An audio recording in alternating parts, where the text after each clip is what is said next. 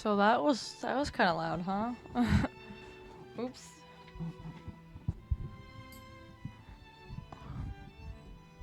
All right. I heard you can beat this game in an hour, so let's check it out. Oh, thank you for the resub for 2 months, age. You're so nice. Can't believe you're playing a solo. Yeah, I know it's taking me so long, but I'm here. So let's. Can we date Colonel Sanders? Is that a thing? I guess we'll. Oh, I can't click enter. I gotta. I'm super excited for this game.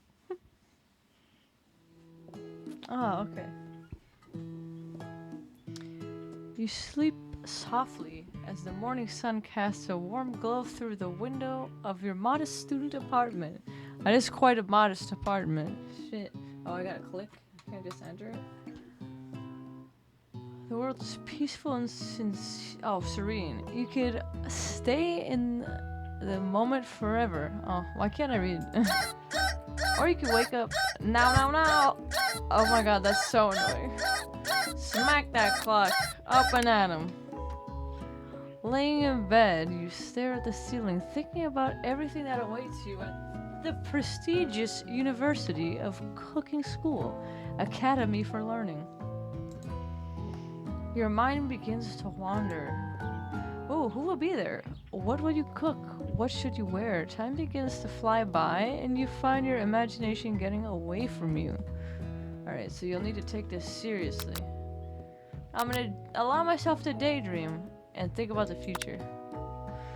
I wonder if these matter. Like, these options.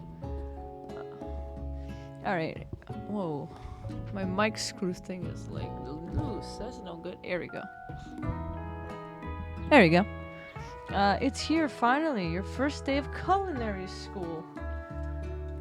So many dishes to prepare. So many students to meet. Your mind is swimming with possibilities when you realize you're running late. You grab a biscuit and burst out the door in a hurry. Delicious. Just what you needed to wake up those taste buds. Yikes, you're in such a hurry. In fact, you forgot to put on any deodorant before running out the door. You're sweating buckets as you rush to arrive on time. Oh, no. I feel like I'm playing Fire Emblem. Standing in the quad, you gaze upon the magnificent University of Cooking School, Academy for Learning. Here comes your lifelong best friend forever, Miriam. Aw, she's so cute. She's the most adorably awkward person you've ever met, and you absolutely love her for it. Would die for Miriam. Good morning, Kat. Are you excited for the first day of the rest of our lives? Actually, because I sure am. Excited, a little nervous. Okay, a lot nervous. It's just that this morning I made breakfast for myself, but when I ate it, I couldn't taste any love in the food. What if I'm no good? What if I fail? Classic Miriam, raised by MasterChef parents. Oh shit. She's always held herself to a very high standard. Ever since we were babies playing together and you rescued me from that quicksand box, it's been clear to me that you're the most loving, caring person I know. You're going to do great. I think I should do a different Miriam voice. Where's Daddy Sanders? Will we go find him today? Wonder if he's dateable. Okay. Let me give Miriam like a different voice. But we University of Cooking School. I don't even know what this girl would sound like. I feel like she'd be like very like she sound like the frog chick from My Hero, and I'm not gonna be doing that. But with the University of Cooking School Academy, I'm not gonna UCSAL. That's where we're going. Famous 3-day only semesters. I'm afraid of being left behind and never catching up. A sweet girl, Miriam, has always had a flair for the dramatic. This summer, she got so nervous about her first kiss that she chipped a tooth practicing on a mannequin. Should you pep talk her or change the subject to give her some relief? We got a pep talk. Remember last month when we saw the fortune teller and and had our tarot cards read? The lady with the mask who gave me nightmares, I've been trying to forget. I know she looks spooky, but she was so sweet. And she told you that you were destined for great things. Remember that card with the fancy looking tower and all the other card with the handsome fellow in the red suit? I've been waiting for so long to meet a handsome fellow I could call my own. That's my Merriam voice. And I'm sure you will soon. In no time we'll be graduating and you'll be delighting in the world. Delighting. Okay. The world with your heartfelt cooking in no time at all. As you talk Merriam up, you can feel her nerves begin to ease. You know what? Maybe everything will be okay after all. And if not, at least I have these killer bangs. Can you believe I cut them myself? Of course. You can definitely believe it. I cannot believe it. Before you get another word out, you're rudely interrupted when someone smacks your books and custom engraved measuring spoons out of your hands and onto the ground. Hey! Wow. It's Ashley. They really spelt that just like how I would presume someone to spell that. It's Ashley, your arch rival. She's totally evil, but you can't help but be filled with jealousy. She can get anything she wants and she knows it. Isn't like this girl an official KFC like mascot now? Cat. Hello, Ashley. So is she she's my rival, right? Not Miriam's rival. Maybe I should talk to her like a rival then, you know? All right. Let me get in the vibe for this. Okay. Let me give Ashley a bitchy fucking like, oh, I didn't see you there, chicken shins. You leave cat shins alone. They're perfectly normal shins. Ugh. You can't stand Ashley. Even her name is annoying. Facts. You know for a fact that's actually Ashley, but she had to add extra letters to make herself feel better than everyone. If anyone here knows what perfect shins look like, it's us. We're not going to let you or your really weird insults get to us. Across the quad, you see Ashley's best friend, Van the Man, has stopped to look at his own reflection in the mirror. His pants are so tight you can see... Is this like the JoJo? You can see him casually working out his glutes while he styles his hair. No lie, they're rockin' glutes. Alright. Van? Oh, that's literally Jotaro, but okay. You rang? You've never been sure what their arrangement is, but as long as you've known them, Ashley and Van have been just as close as you and Miriam, but substantially more devious. He's literally posed like a JoJo character too. I can't believe that University of Cooking School Academy for why don't they just make this an acronym? UCS. That's it. UCS. I can't believe that UCS would ever allow people like you to attend as students. I know, right? You'd think they'd just hand us our diplomas now. Or maybe... Wait, I gotta... What's Van's voice gonna sound like? I don't know. Or maybe just hire us honest professors. You amateurs could learn a lot from us. With the first day of school about to start, there's just not time to properly tell these two off, so you resist the urge. Let's go, Miriam. See you later, losers. As you approach the door, you see a goofy-looking kid pushing hard against the window directly next to it. Oopsie. I think it's broken. You reach forward and easily pull the door open. That should do the trick. I love you! I think you mean thank you? My name is Pop. I was named after my Pop. He's old. Could someone like this also be a student at the school? He must be one heck of a chef.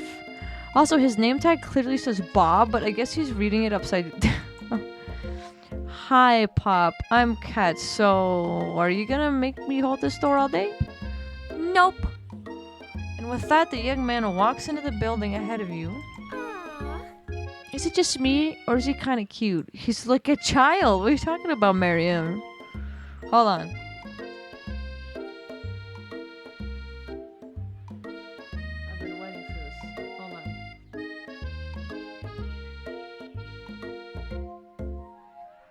I'm Chris Hansen with Dateline NBC. Mariam, that's a child.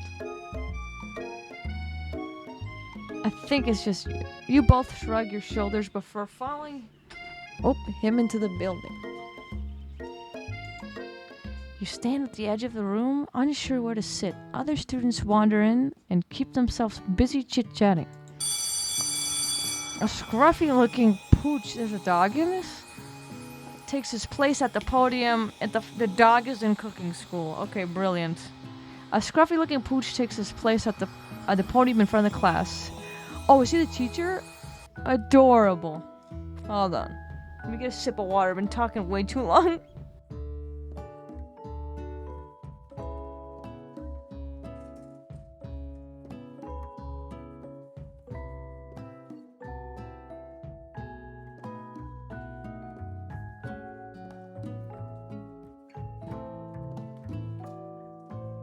Cool. Okay. Okay, Sprinkles. God, it's so hard to come up with different voices for these people. What does Sprinkles sound like? A dog? Let's make him sound like Scooby-Doo. How now? Quiet down, everyone. Who is this unreasonably cute pup, and why is he in our culinary class? You must be Sprinkles, head instructor and CEO of UCSAL. Yeah, of course. Sprinkles. Oh, please call me Professor Dog. I may be cute and little and fluffy, but I still demand respect. Woof. He's so cute. What? A cute dog is our professor? This is the best school ever. I guess only a dog's nose is capable of picking up all the nuisances of fine dining. Out of nowhere, it's gonna be Colonel Sanders. Out of nowhere, wind begins to rush around you as a swirl of cherry blossom petals fill the air inside the classroom. It's chilly, someone closed the door. And then he walks in. Nice. You're immediately swept up in the aura of this new student and his remarkable goatee. Who knew anyone could be so handsome? Time stands still. It's him! If it isn't my favorite student, Harland. Colonel Sanders interrupts Sprinkles. Sorry, Professor Dog, before he can finish his sentence. Please, call me Colonel. Colonel Sanders. A hushed murmur rolls through the classroom as Colonel Sanders walks down the aisle of desks. Suddenly, the room is sweltering. Sweat begins to bead across your brow. You feel like everyone is looking at you, and you're not entirely wrong. And this over here must be Sweaty Sweats a lot. Maybe we should open the window back there before Faucet Pits melts into a puddle and evaporates entirely. Hold on just a second. Nobody talks to my friend like that. You two both know my name. We were in the same kindergarten class. And and what is with all your really weird insults? Besides, when Cat sweats, it's not gross. It's beautiful. Look at that shimmer. You turn to find Colonel Sanders standing right in front of you. Colonel Sanders, beautiful angel that he is, stands before you, smiling gently, his hand outstretched. Boy howdy, this classroom gets hotter than a Kentucky fryer. Should we give him an accent? Please use my handkerchief. I'm going off the KFC ad, so that's what we're gonna do here. You freeze up. Colonel Sanders is talking to you. Wait, Colonel Sanders is talking to you about how sweaty you look? You're completely mortified. This can't be your first interaction. What if he never forgets this moment? How will you respond? I gotta take the handkerchief.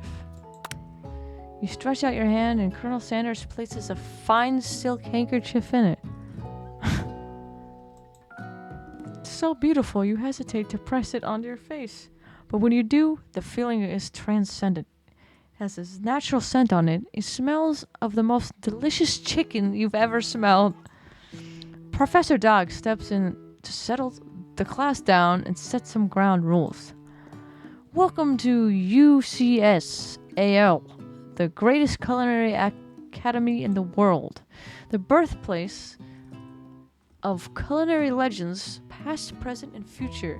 Many challenges await you. There will be tears, there will be blood, there may even be adorably tiny food.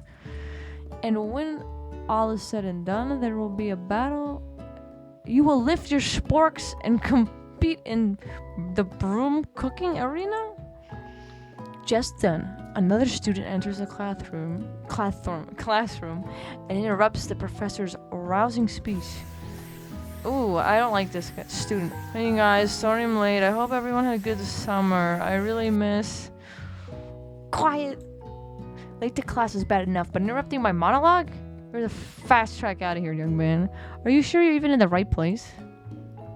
Don't you recognize me? This is my 3rd year in the school with you as my teacher. Everyone stares at him blankly. Does no one remember me? You're expelled if you utter one more word before I finish.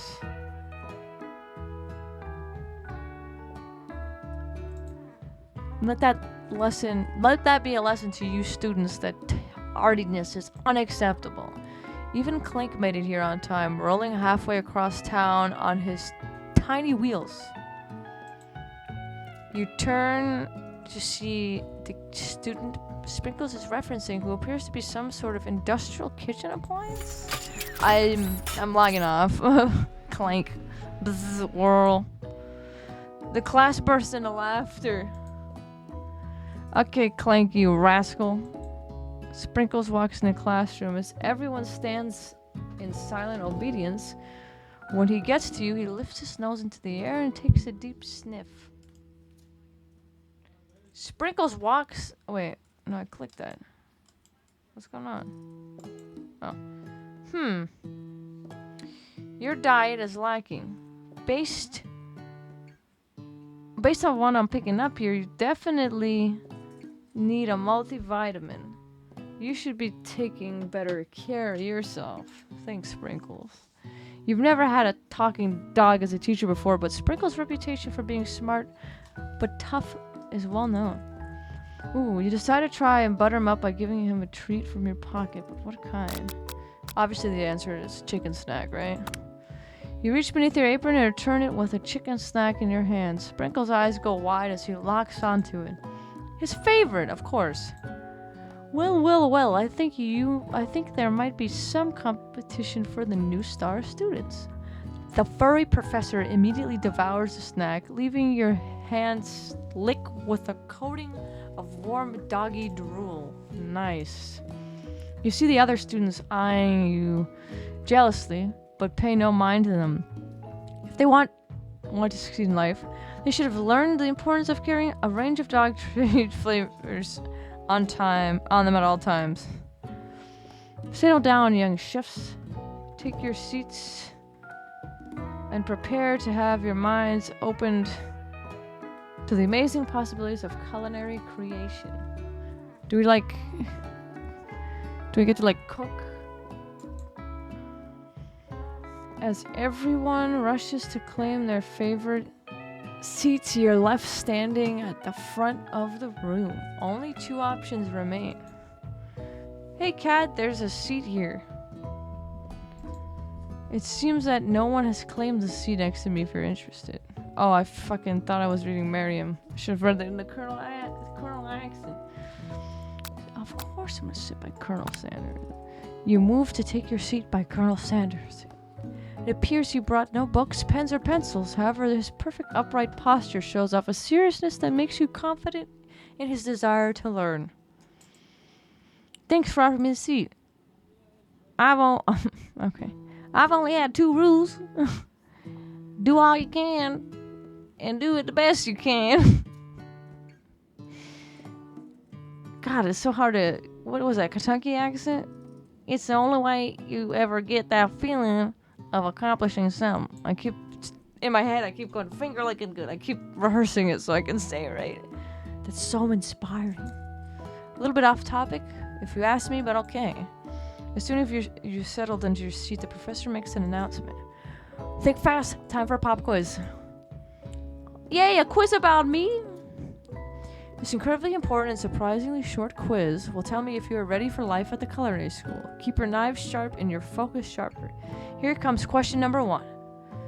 If train A is traveling to point B and train B is traveling to point A, how important is it to wash your hands before cooking? What is this, like the bar exam? Oh.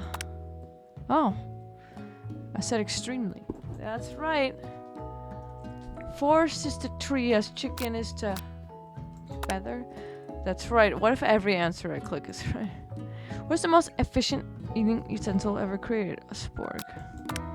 That's right. What food is the best for a broken heart? Pancake that looks like silly. Anything as long as prepared with... Oh. Love and not too much salt. That's right. Is Sprinkles a good boy? Yes. He's talking down to his culinary school. He's the best boy. That's right. Perfect score. I got 5 out of 5. Neat. Your total score is 5 out of 5. Wow. Be honest. Did you cheat?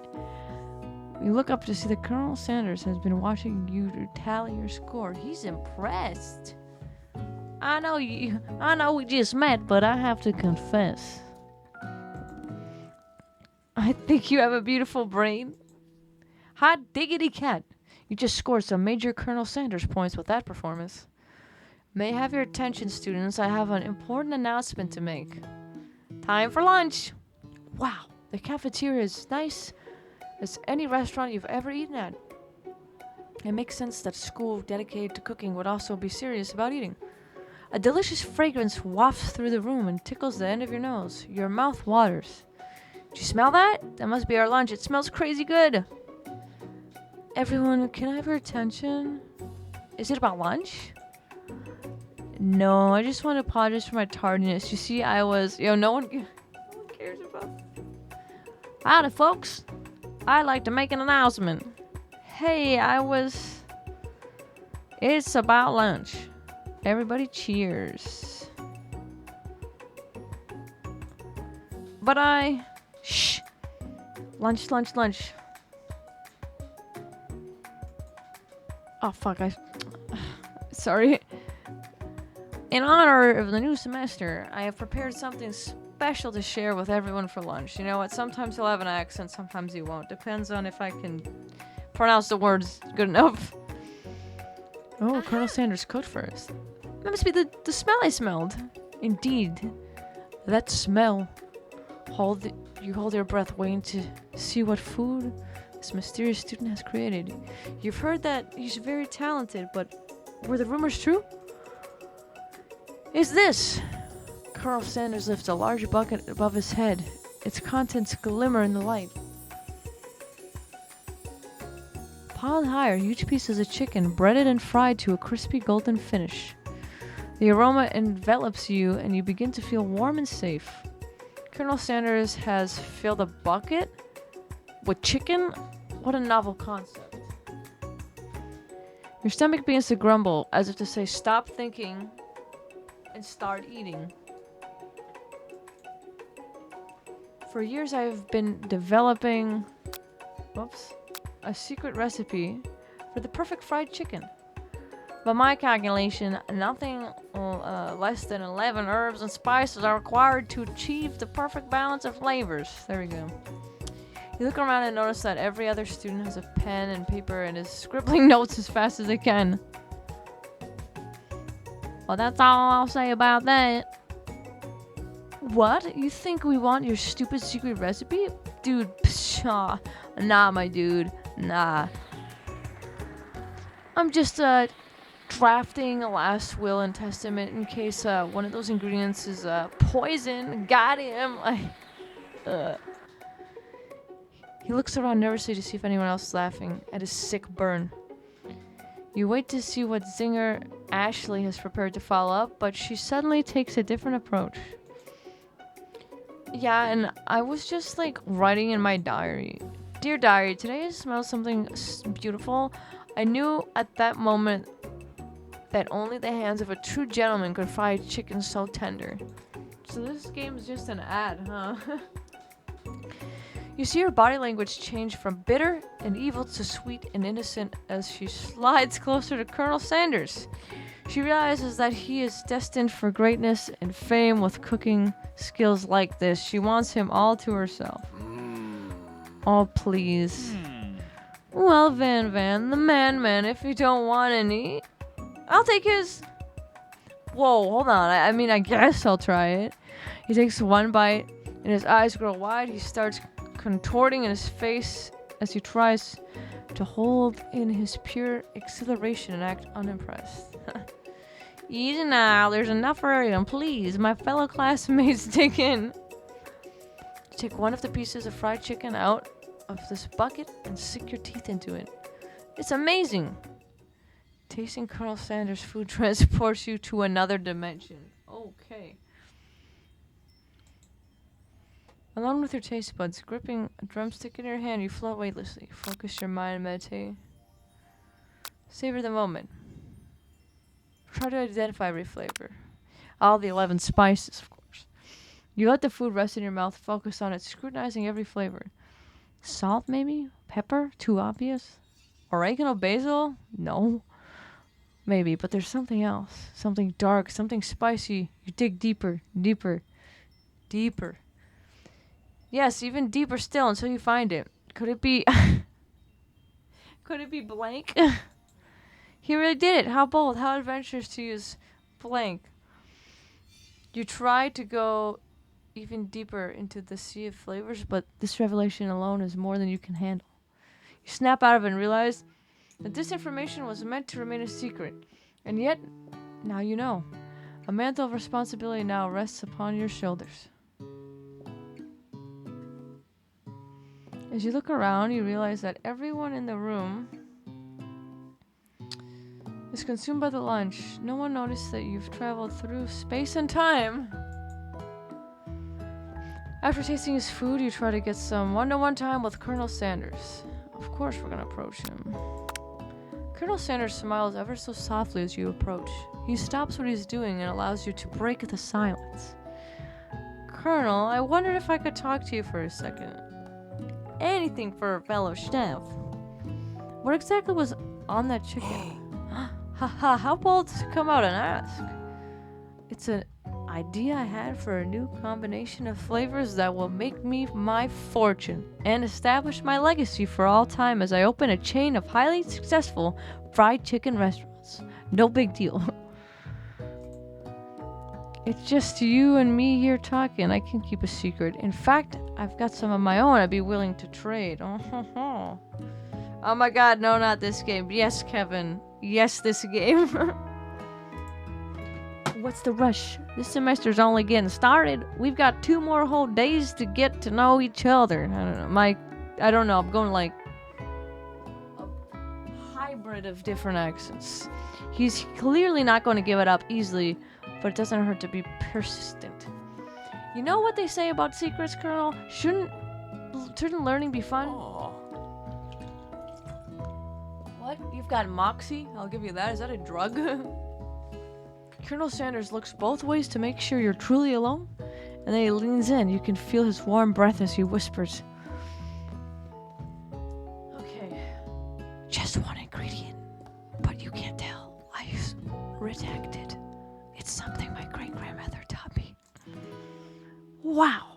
You'd never have guessed that. In fact, you're not even sure what where you get some if you search and redacted.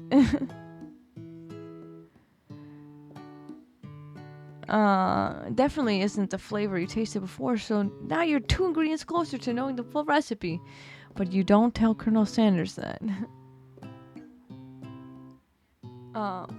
While you're wrapped up in that huge revelation, you notice that Colonel Sanders has disappeared while everyone else is still in the cafeteria. You decide to look for him. You find him outside on the quad. Oh, it's you again. Howdy.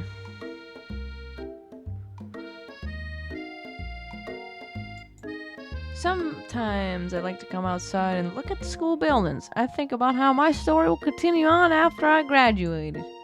It sounds like you have big plans. I dare say the biggest. I won't leave my mark on this world. You can bet on that. Okay, let's see. Let's see what we should say. So the options... Figure out the perfect moment to show your personality to him. Okay, let's do it. Nag him to show you your own strength. Wow him with a big idea. Be modest but thoughtful. Well, I just want to tell you I really enjoyed your food. Now you've got his attention. The flavors are more complex but comforting. The interplay between salty, savory, and peppery? I appreciate the compliment, Kat. I'm sure you'll be a big success. I know we've only met today, but I'm starting to get the same feeling about you. We should head back inside. The next lesson starts soon. You step into the massive cooking arena, where the afternoon lessons will take place. Each student gets an oven and all the tools and ingredients they could need. Look at this place. It's magnificent. Finally, we get to show our stuff. Wait a second. Oh no, we have to show our stuff. What if I totally blow it? You're not gonna blow anything except maybe kisses to the crowd of fans. So I keep skipping this. Sorry. Welcome, students, to Cooking Arena. I didn't even learn anything at the school yet. What? How am I? Oh, for today's lesson, we'll be cooking. I thought this was like a final. For today's lesson, we will be cooking with partners. Hurry up and pair up. Naturally, Miriam looks over at you, but unable to control herself, you pounce on Colonel Sanders. Hey, Colonel, would you like to tackle this lesson as a team? A team of 2. That is me and you, if that wasn't clear. Want to be my partner? Sure, Kat. I'll prepare our station. Without you as a partner, Miriam is left standing all alone. 2 different students quickly take notice. Hello, new partner. Beep boop bzz. Oh my, 2 potential partners? I'm so sorry, gentlemen, but I don't know who to choose. It looks like you'll have to pick for her. Friend duties can be a little awkward, but that's the price you pay for not being alone forever. Who do you want to ask to be Miriam's partner? I don't trust this guy. I'm gonna go with Clank. Sorry, Pop. I think Miriam will be partnering with Clank today. It's okay, I already ate. It's not entirely clear if Pop has any idea what the point of school even is at this juncture. Clank is clearly excited to have some attention. He heats up and begins to roll back and forth. That's cute. Hold on there, fella. We don't even know the assignment yet. Technically, Clank might not have a face, but there's something charming and earnest about him. Tissue? I hardly know you. Aha. Clank judders and a panel shakes loose. You get the impression that this is a sign of affection. Aww. Looks like you 2 will be fine. You'll be fine. Now it's time to focus on your own cooking classwork. Alright, you 2, for today's lesson we're going to keep it simple. Pick a basic dish and divide up the steps. No chef is an island? It takes 2 flints to make a fire, you get the idea. Sketch it. Which dish you suggest for your partner, Colonel Sanders? Oh. Steak tartare. Seems easy enough. It's fancy and you don't need to cook. And you don't even need to cook it? Using octopus football, Colonel Sanders. Nah, you know what we're gonna do? grandmother's mashed potatoes and gravies. Oh, he liked that one, yeah? I've always been something of a down-home chef. I was thinking we could make something warm, inviting, comforting. Maybe mashed potatoes and gravy? I couldn't imagine one without the other. Colonel Sanders casts a coy look at you, causing your whole face to go beet red. Embarrassed, you turn away quickly. Y'all gonna make me act up. No, I'm kidding. I'll get the potatoes. No, please, let me. Picking perfect produce is a passion of mine. Looks like things are getting pretty fresh around here. Does someone have a crush on Colonel Sanders? We're just cooking partners. Mind your business. Sanders' heart is in my business, and you'd better keep your fingers off of my man. Did someone call for me? Wait, is this like his theme music? I couldn't believe KFC made this bloody game, yo. Same. No, jeez, Van. While I'm over here crushing Cat's dreams, you're supposed to be taking care of our classwork. That was the deal, remember? Colonel Sanders returns, arms full of peeled potatoes. He tosses them into boiling water and turns his attention to you and your old friends. Oh, howdy there, Ashley. Van. Are we working? Oh, fuck. Sorry, are we working? What is it? Whoops. Actually, no. It looks like Kat was struggling, so we offered to give them a hand. You know how it is. These young amateur chefs need a lot of mentoring. I was gonna say, yo, this music is so loud in the background. Can I, like, turn it down? What's this?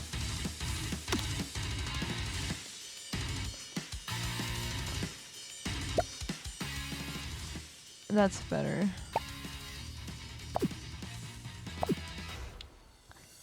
I was going to say, Colonel Sanders, maybe I could also teach you a thing or two about fancy food. Maybe one day you might be able to get up to my level. Ha! Doubt it. Don't be rude, Van. Personally, I have no doubts whatsoever about Colonel Sanders' ability to concoct creations worthy of admiration. After all, your fried chicken was quite spectacular. But Colonel, if you ask me, I might make a better partner for you than this thing that has positioned itself at your station. Don't you feel deep down that we cast complementary shadows? What is she saying? We fit together like a thigh and a drumstick. It just makes sense. Nothing about this makes any sense. But one thing is clear. She's coming for Colonel. If you don't, watch out. Ashley is really going at you hard. You need to ask someone for backup here before things get ugly. It's Jojo, yep. Basically, yeah, that's Jotaro. Okay. Turn the corner. Frick. Oh, I don't know what to do. Should I turn to Colonel Sanders or marry him? My go-to Colonel. I'm here to learn and express myself via my cuisine, not bicker with prima donnas. Partners were chosen at the beginning of class, so let's all respect the format, okay? You turn to Colonel Sanders to confirm that you're on the same page. I chose Colonel Sanders, and Colonel Sanders chose me. Isn't that right? A businessman respects all fair agreements, from contracts to handshakes. I took on Kat as my partner for this activity, and I stand by it. Based on your team's behavior, I say you're perfect for each other.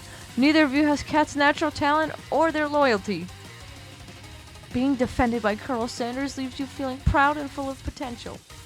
You look for Sprinkles, in hopes he might step in, but he's nowhere to be found.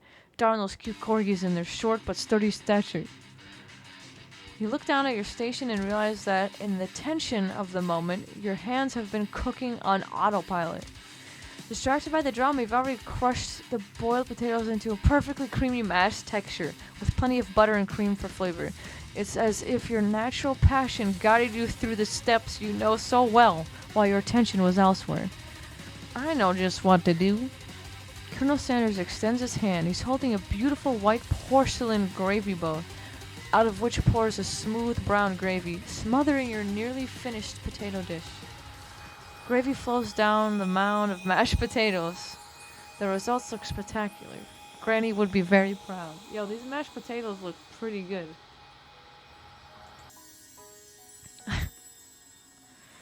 Colonel Sanders holds a spork out to you. You reach out and grab hold of it, but he doesn't immediately let go. The two of you stand holding the same spork, and for that small moment, all of the madness and pressure in this crazy world stops. Your eyes lock. The moment is electric. Time stands still. If you love something, set it free. Together, you dig the utensils into the mashed potatoes and lift a heaping sporkful up. When you see Ashley with a sinister look, you know she's plotting against you to be with Colonel Sanders. And then, filled with rage and without thinking, you fling a sporkful of mashed potatoes right in Ashley's stupid, beautiful face. Van, do something, do something. Scooping up a fingerful, Van tastes the dripping mashed potatoes and gravy and realizes it's delicious. Horrified by this revelation, he slinks away. Will he ever be able to cook something with so much love and integrity? Hold on right there, Kat. We do not waste food in the Brahm cooking arena. Colonel Sanders, I expect better from you. If you throw one more spoonful, you'd both better be prepared to eat it from wherever it lands. Can I has potato face? Van rushes back over, covered dish in his hand. Mashed potatoes with gravy? Pathetic. In just a few minutes, I've prepared a full meal. Gaze upon my specialty braised tentacle of octopus in my silky saltwater sauce, plated on a battle axe blade, forged by my supreme chief ancestors. You've ignored me for too long. That ends now. It is I who will have the first bite, and you will look on with envy. The interrupting student rushes at Van and swipes a bite of his signature dish right off the plate. No, don't! Something about this dish doesn't strike my nose quite right. I think the octopus was rushed and it may have turned in the process. The results could be toxic. It's too late. It has been eaten. I think I left something in the oven. I don't feel so good. It killed him? Yeah. Everyone step back. Don't take another bite. When you look back at the plate, the rest of it is gone. You notice the tip of the tentacle being slurped into Pop's mouth. Pop winces in pain for just a moment, then is almost immediately back to his oblivious self. Oopsie. Tastes like poison. The entire class has gathered to watch Pop's final moments. Shock has frozen the whole crowd. They are as emotionless as statues. Class bell rings, disrupting the moment and snapping everyone back to reality. It would appear that Pop's enthusiasm for trying new things, despite obvious danger, has inoculated him against poisons of all kinds. If this guy stays a ghost and cooks as a ghost, I'm going to lose my shit. Absolutely. I'm not sure the professors here make enough money. Oh my god. Hello. I just turned into a ghost over here. Seeing that you're shaken up by that really annoying student and all his noises, Colonel Sanders approaches you. I'm sorry you had to go through that. Please, let me walk you home. Oh. What, like for real? Oh, come on. At night, the school building has taken another vibe entirely. It's dark and more than a little spooky. Colonel Sanders stands in the quad's neon glow and speaks softly. Those mashed potatoes you made in class today, before you go on, I want you to know they're not a great representation of my skills. I didn't even realize I was making them. They were amazing. Tasting them, it reminded me of why I became so passionate about food to begin with. Colonel Sanders is getting choked up. Cooking is obviously important to him, in a way that you find inspiring. Now might be the perfect time to tell him you're developing feelings for him. Colonel Sanders?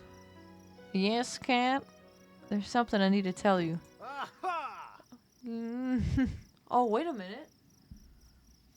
Guys, this whole time... Oh. This whole time I could have just played one of these. Could have just done one of them. Hold it right there. There's something I need to tell you first. Oh, jeez. You see, when I was just a boy, I had a dream that one day I would be the greatest chef the world has ever seen. And every day since, I've been working toward that dream day and night, never stopping, never resting. Also lifting a lot of weights, like so many weights. Why isn't this guy expelled? He murdered someone. We should all follow our dreams with all our hearts, that our souls may grant them like wishes floating on a shooting star. Hey, no, you shut up. I'm the one here to say inspirational stuff and be the star of the story. Are we forgetting that your cooking literally killed the guy? You can't prove that. I'm also sorry you killed that guy. What was his name? Somewhere in the distance you hear a long, sad sigh. Forget him. We're talking about me. Me. I'm the hero. Excuse me?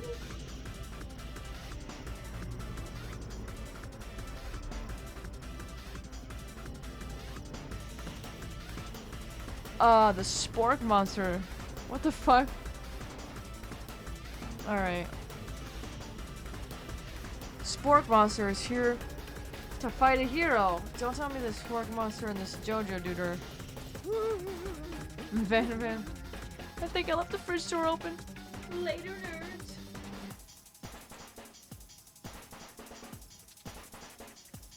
How dare you threaten me just as I was letting down my guard and connecting with another chef on an emotional level.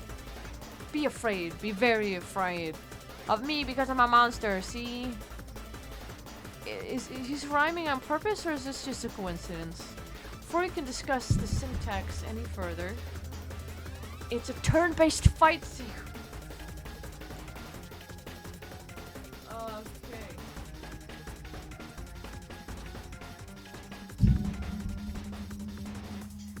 What will you do? I'm going to defend. I feel like... I hope either answer's right, you know? You decide to defend. Which defense will you choose? I guess that's the only one. You close your eyes tight, but then open for just enough to squint and see the spork monster across the battlefield. For some reason, this makes you feel more prepared for what comes next. Spork monsters goes on the attack. They spit hot gravy at you. You take 1 damage. Fuck. Had a lot of good at that defense did. Alright, let's attack him. Chow down or cook with love? I'm gonna do chow down. Go stay. The fire in your belly made you stronger. Spork monster is really feeling threatened by your attack. Spork monster focus their mashed mind and draws the energy from Mother Earth itself. They grow larger and more intimidating. How will you respond? I'm gonna go on the attack, and I'm gonna do cook with love. 1 damage. Spork monster's no quitter. Buffed up and ready to rumble. They go on the attack again. Ulti tinsel. Utilitensel. You take 2 damage from the attack. If you take more damage, you're not going to survive the battle. It's fucking mashed potatoes. What are you talking about? I'm gonna defend. Buff up. No one can control this much buffness. You start to feel bloated and, quite frankly, a little gassy. You better attack sooner or likely to explode. Chow down. Let's do chow down. 2 damage. Pork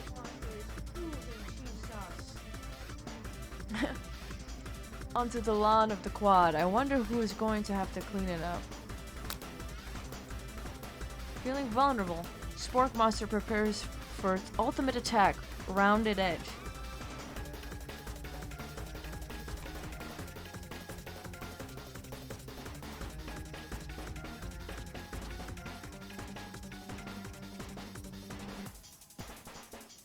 Where's my mouse? Oh, here it is. Alright. Oh. So. Oh, Colonel Sanders has this shit out. This what is his cane? I don't know. Vile villain, your reign of terror stops here. Colonel Sanders summons the energy of 1,000 chickens. Oh my god. Pot pie power pinch! 10 damage. Spark monster is defeated. Cat. Oh, it's me. You saved me! An injured Spork monster spews steam into the night. Forget mercy. Finish him! No student will ever walk the quad in fear again. The monster messed with the wrong chef. Ready your final attack. They'll never survive my student debt loan destruction. I'm gonna lose my mind. This game is so good. Student loan debt destruction does 10 damage. Spork monster is completely vaporized. Colonel Sanders looks on in awe. You continue to surprise me, Cat. The defeated monster left behind a special item. It appears at first to be a cookbook, but upon a closer inspection, it's so much more. It's a book of magic spells with a golden chicken on the cover? You open it up, find a library card tucked inside. The last name signed out is Borko. Borko's name sounds strangely familiar. Your blood is pumping as you stand on the quiet of the night, holding a mysterious book in your hands. As you come down from your battle buzz, you realize that your final attack has left you completely depleted. The world around you begins to fade away. Without any energy to keep your eyes open, darkness overtakes you. The image of Colonel Sanders flashes before your eyes as you fall asleep. Can I get like a body pillow of Colonel Sanders, but like in the anime version? You must have helped you get home in your tired state. You don't know if you could have made it without him. What a guy. You want to thank him, but you don't have the strength to utter a single word. You feel your covers being pulled over you as you are tucked in tightly. Good night, my Colonel. In your dreams, you're together with Colonel Sanders. For some reason, Sprinkles is also there instructing your love. Dreams are weird.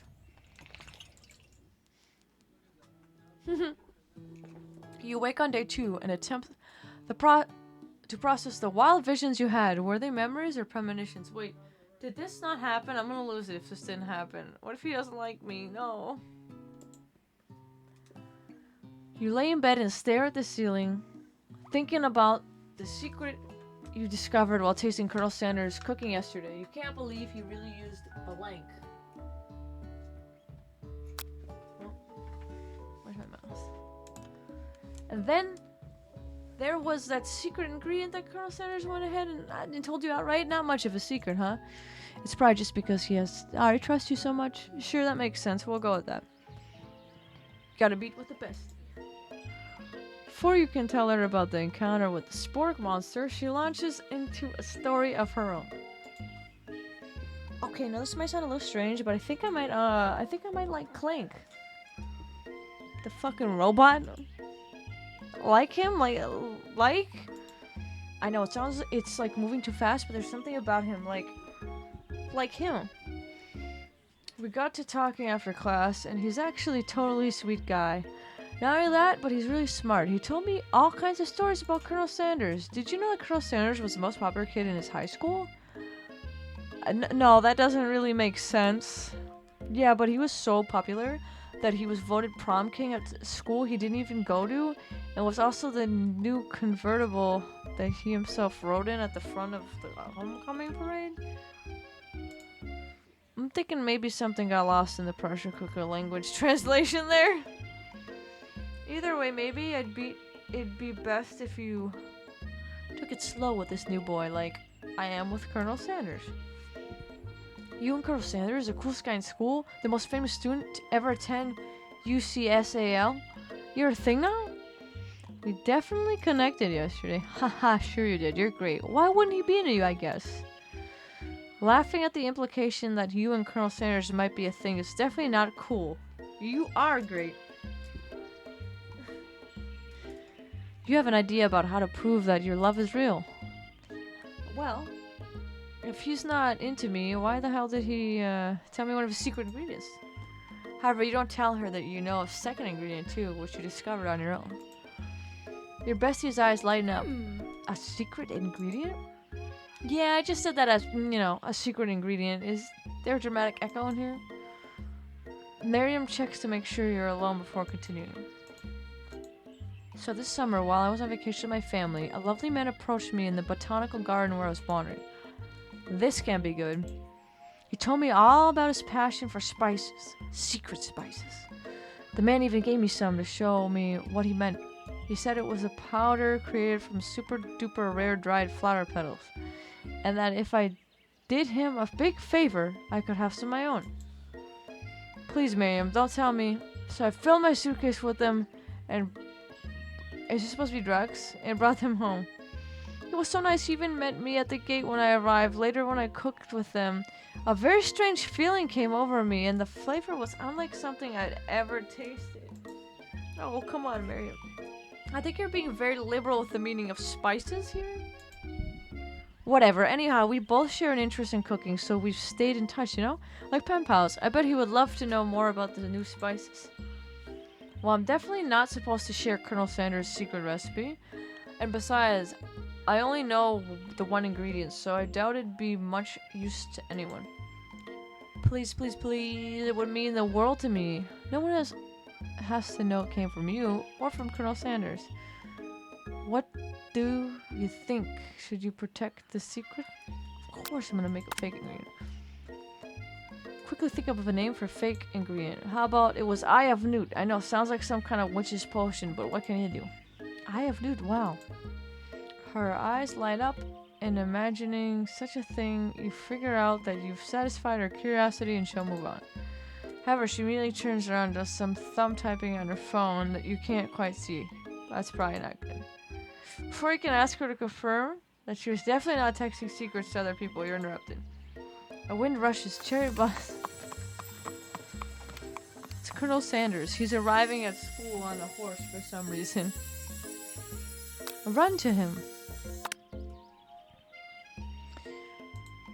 Surely he'll sweep you up on the back of a stallion and you'll ride away together. That'll show her good. Oh, Colonel, my Colonel. Have a son move his oh no. Oh, the force kicked me in the face. The force of the blow completely knocks you out cold. In the darkness, you see a vision. Ooh, cat, I'm here to deliver you a message. Not this guy. It's important that you remember this, exactly as I say it. If you forget, the world could end, so you know it's serious. What? I have been trapped in a realm beyond, but a great prophecy relies on my return. Only you can save me. All you need to do is repeat my name 3 times. That name is... before you can continue, you suddenly awake. Foul. Yo, that's so foul. Who cares about this kid? Ah, jeez.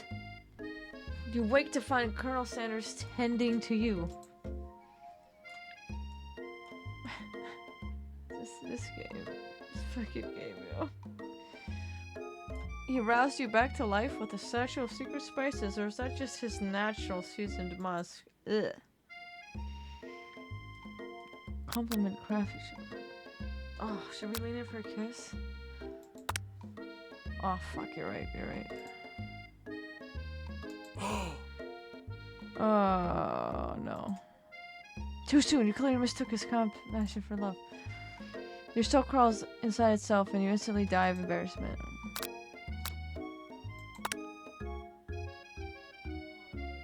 Wait.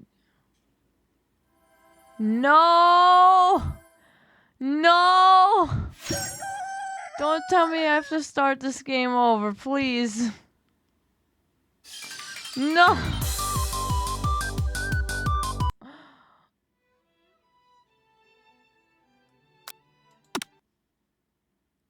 Maybe I can make the other decision. Fuck, I knew that was too forward of me. Wait, what the heck just happened? Oh, I don't know.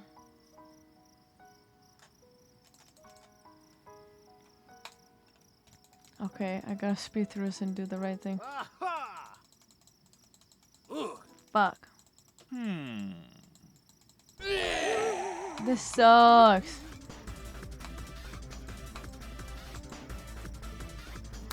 Attack this guy.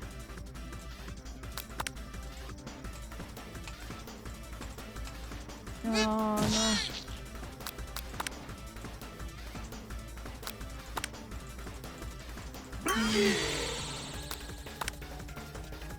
I'm gonna use whatever this. Fuck! I can't believe I fucked that up. It was too forward.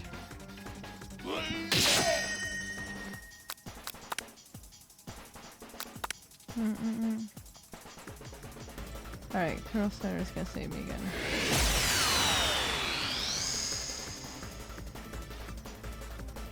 Damn, I clicked the kiss option because I was like, yo, this makes sense. It's a dating simulator, isn't this what I'm supposed to do?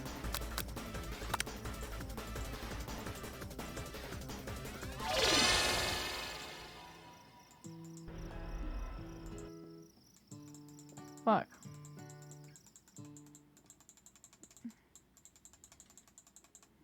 Okay. Okay. Oh, this sucks. I can't believe it did.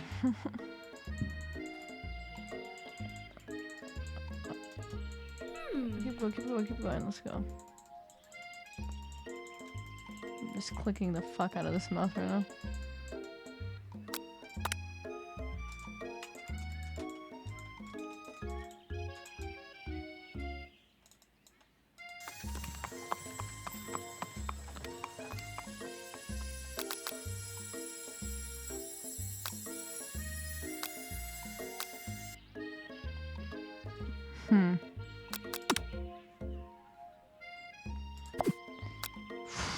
I don't know.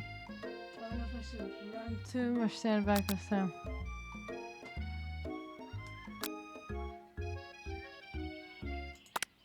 Okay.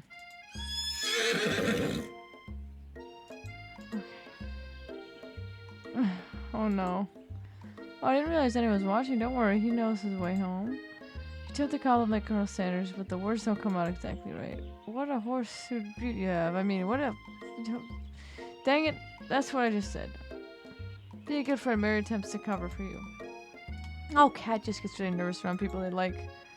What? This is not helping. I mean, they get food poisoning and we're up all night. It's gruesome. You should have seen it. She gives you a wink and a smile as if to say the situation handled. Can't blame a girl for trying. Damn.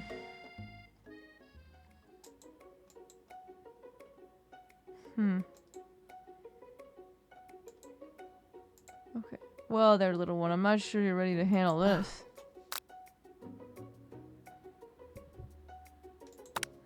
You immediately dress the rivals down for their immature behavior. Damn.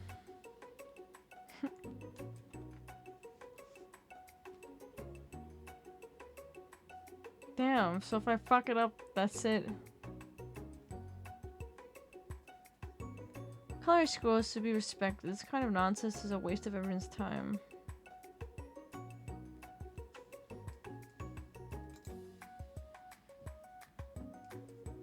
Now you've upset them. Oh, you're the emperor of cooking, are you? You made the rules? I'm not sure you know a good meal if it ain't you. Being the best chef in the world takes more than just culinary skills. It takes creativity. And if it doesn't hurt to use a little evil. You finally get a look at what it was they were hiding and you instantly recognize it. It's a book just like the one you found after your encounter with the spork monster. That's the same book I found last night on the quad. Ashley immediately elbows Van, who hides the book behind his back. I don't know what you're talking about. This book is a family heirloom and its contents are a secret. You notice that they haven't just been studying the book. They've got Pop pinned to the wall and they're tossing potato skins at him as he tries to catch them in his mouth. We're playing, hee. Before he can dig any further, interrupted by the arrival of more students. It's almost time for class. Beep beep. Clank must be running late. He's in such a hurry, he rolls over Van's meaty foot. Hey, watch it, you bucket of bolts. You watch I talk to him. He didn't do anything.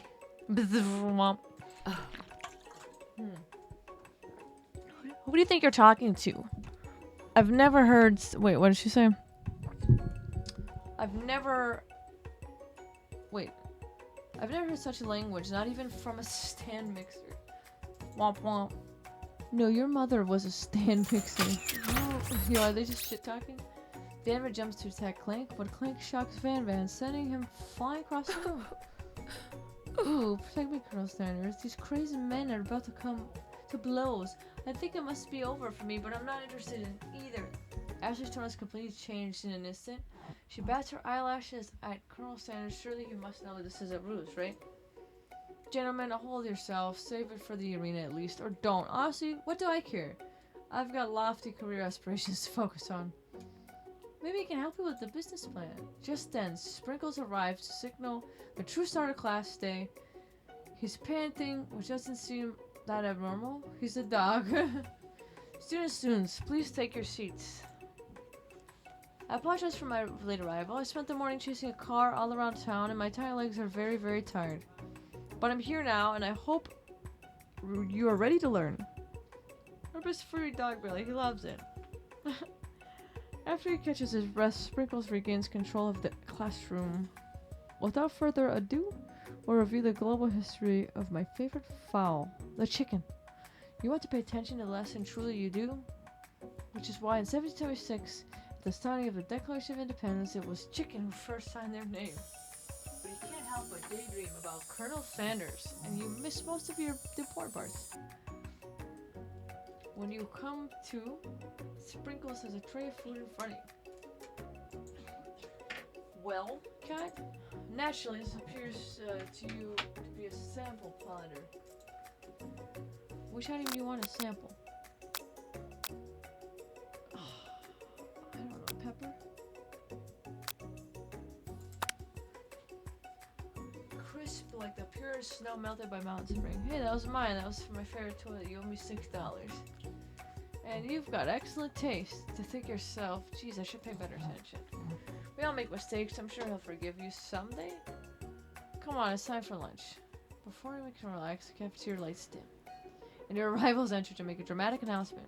Today's lunch will be prepared via timed competitive cook-off. Level of theatrics for these two is off the charts. Step up and tell them you're on. Bit of lunchtime competition, eh? Count me in. If I have to wipe the tables with you fools before I set my lunch down, so be it. I'm not the fool. You're the fool. Good one, Van. I like your grumption, Cat. I'll be watching your performances. Just as things reach a boiling point, Sprinkle steps in. Surely he'll put a stop to this madness. Now, students, please settle down. It's a lunchroom, not a sportsing court.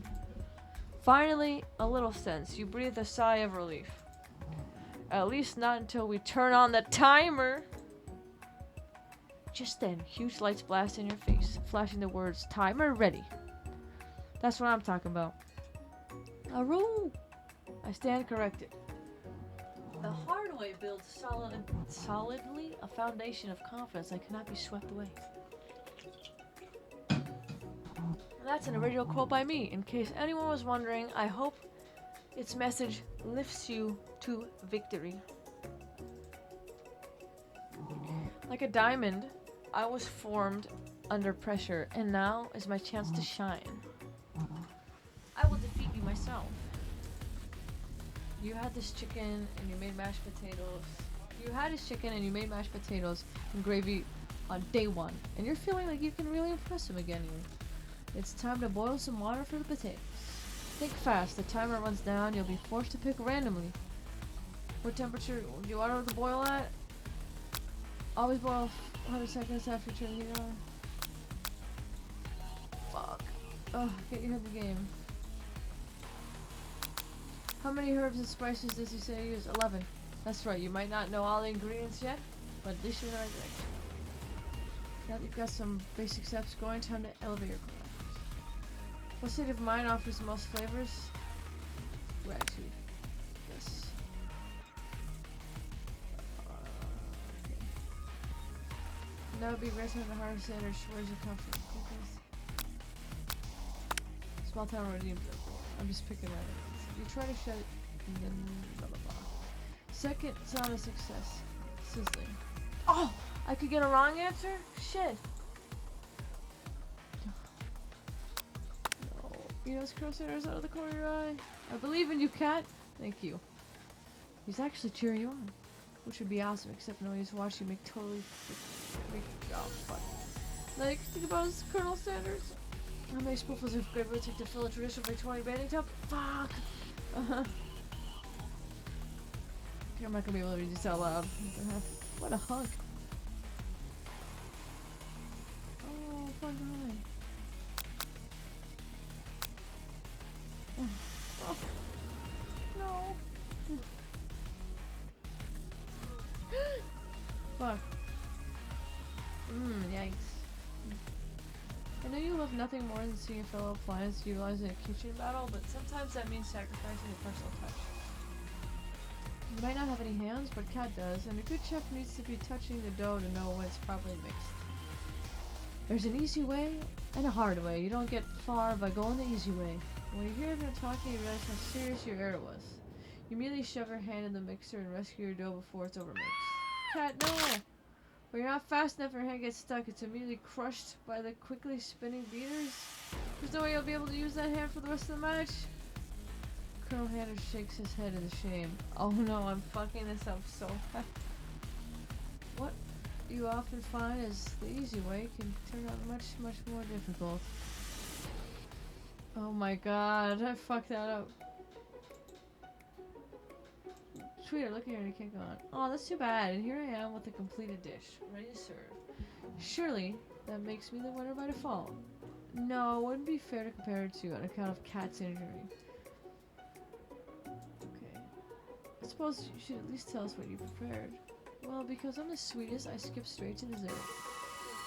Under this white chocolate dome, you'll find a wide array of delights, taking you on a journey of flavor that tastes good and tells a story of excellence. I was gonna ask Kat to do the honor, but since you're injured, I'm afraid that pouring this creamer of delicate hot chocolate sauce might be too difficult. Colonel Sanders, if you wouldn't mind leaving me your strong, steady hand. Colonel Sanders pours the hot chocolate sauce on top of the dome, causing it to melt away, revealing the ingredients hidden within. Inside, you find a delicate fried cheese croquette atop of a honeycomb, ice cream two ways, tender nougat, and pearls of blueberry jam. Colonel Sanders seems intrigued, but perhaps not impressed as he dips his finger in the chocolate sauce. Simplicity isn't your strong suit, is it, Ashley? Oh, you, hee hee. As he places the sauce-covered finger to his lips, Ashley leans over, whispers something into his ear. Dab of sauce sticks to his mustache. I'm just gonna internalize the rage I feel. Pain surges burns so intensely within your eyes that they burst into flames. Oh my god. Embarrassed and ashamed of your poor performance, not to mention your crispy fried brow. You run for the quad to be alone. Why do you keep fucking up? Beautiful weather feels like an insult. Inside of you, a storm rages. This Colonel Sanders is probably here to tell you that he and Ashley are in love and decided to get married. He won't even ask you to cater his wedding because you're a terrible chef and an awful person. You try to hide from him, but he approaches you directly. I know you're hurting right now. Not just from the devastating loss, but from that run-in with the mixer and the small fire. We should get that checked out. I'm fine, can't you just leave me alone? I'm a loser. I'm not fit to fill your fryer. I'll never be a master chef. Failure's a part of life. This fucking song. Not just for you, but for all of us. Do you think I've never failed at anything before? That's exactly what I think. Well, think again. I wasn't always the man you see before you. Enrolled in culinary school, incredibly handsome, successful, motivated. Well, handsome, sure, I was born that way. But I've walked other paths and arrived at dead ends.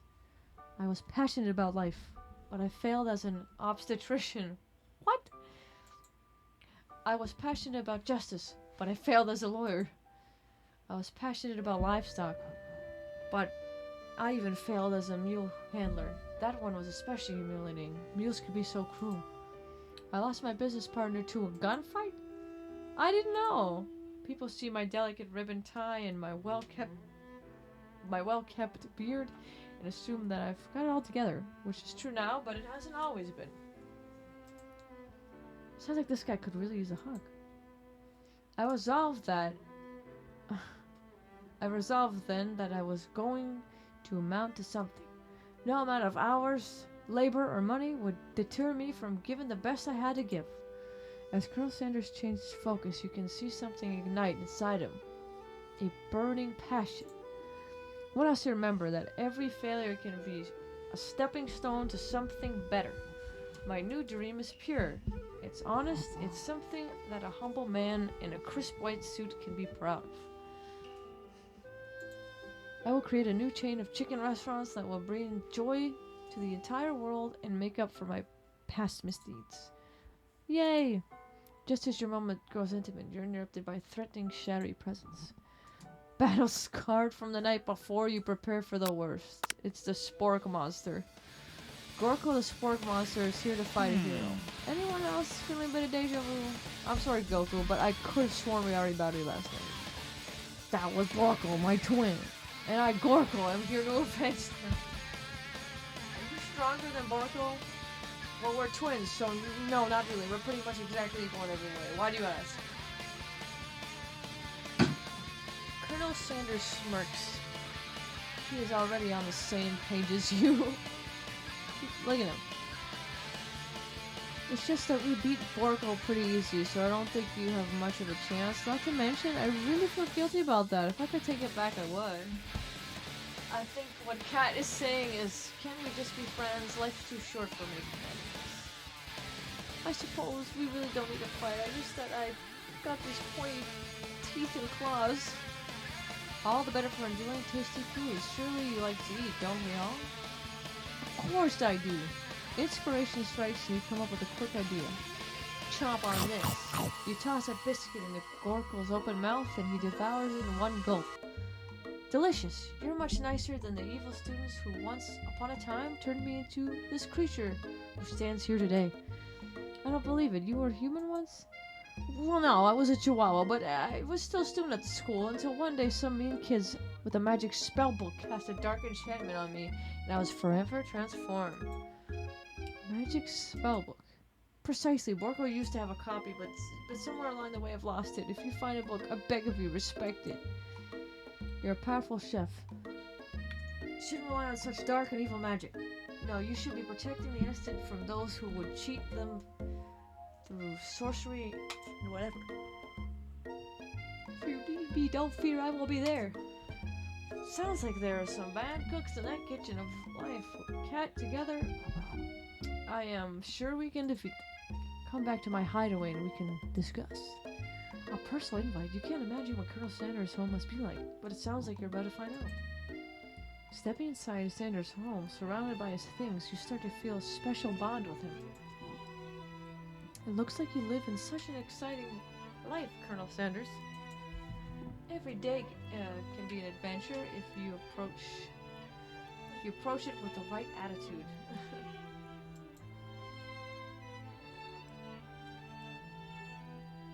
Long ago, I made the decision to never stop searching, never stop working, never stop imagining.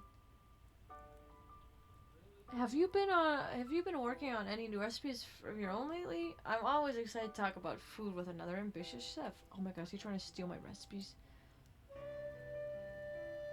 Well, there's something, just a side dish that I've been thinking with, trying to find the right balance of flavors and textures. I'm not sure I nailed it yet, but I'm close.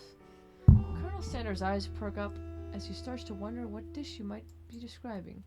It's meant to pair with something spicy or something crispy. Both, perhaps. Now you've got him right where you want him. Should you reveal your new creation to him, or keep it a secret just for you? I feel like if I keep it a secret, he'll think I'm both. Oh wait, no. Didn't he tell me? Yeah, he told me spices. You decide you're as ready as you'll ever be to share your original cooking with Colonel Sanders. Before you can talk yourself out of it, you decide to dive in his head first. You reach into your lunch bag for a special dish that you've been keeping on ice all day. I present to you my original coleslaw. The shredded cabbage dish glistens in the light of Colonel Sanders' deluxe hideaway. Magnificent! Together you chat on the creamy slaw until the spoon remains in the bowl. A spoonful remains in the bowl. Do you mind if I hold on the last bite? I'd like to have it around so I can admire its taste later and think back on this moment. Yo, is he gonna steal it from me? You could offer to make him more, but he seems like a very sentimental kind of guy. Sure, why not? Please, make yourself comfortable. I'll be back in just a moment. You realize that now would be the perfect time to do some snooping. Around the room are various items you can look closer at. Each item seems to radiate memories and emotions. Tap on an item to discover more about the Colonel. Oh shit, okay. How do you do that?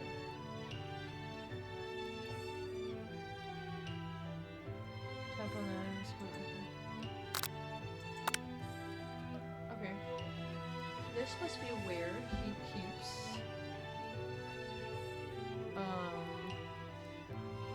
the secret recipe. I mean, maybe. You think for a moment, what number is important to Colonel Sanders? Then it dawns on you. As soon as you turn the dial to 1111, the safe opens. Inside of it, you find a single note. Can chicken be prepared? Just shoes, though? Tap on item to discover more about the Colonel. An adorable little baby boy crawls across the floor. From the goatee and mustache combo he sports, you'd figure that this must be Colonel Sanders himself. That, or maybe it's a drumstick that seems to be waving like a rattle. Who frames a baby picture of themselves? Probably the same type of person who would make their own face the logo of the company they founded, am I right? The photo appears to be Colonel Sanders, except he's an old man visiting the pyramids of Egypt? Maybe this is where he discovered one of his secret herbs and spices. Oh. You open the door to Colonel Sanders' closet and find a row of his signature white suits hanging within. You take one off its hanger and try it on.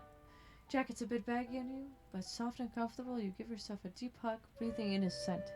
They say home is where the heart is. Is this what they meant? Fuck! Before you can look any further, you hear Colonel Sanders returning. He has a new dish that he has been working on and he wants you to taste it. You try to act casual until he asks you why you're in his jacket.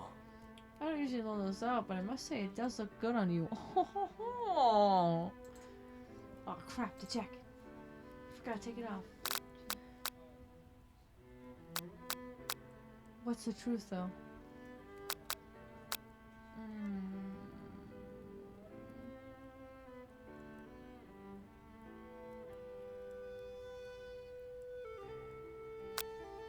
Did I do the big move? I'm gonna do it. Fuck. Look at it.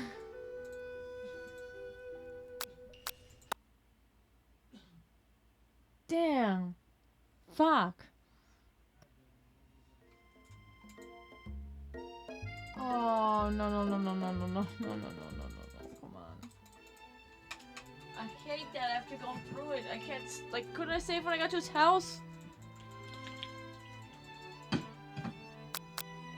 Not the spork monster.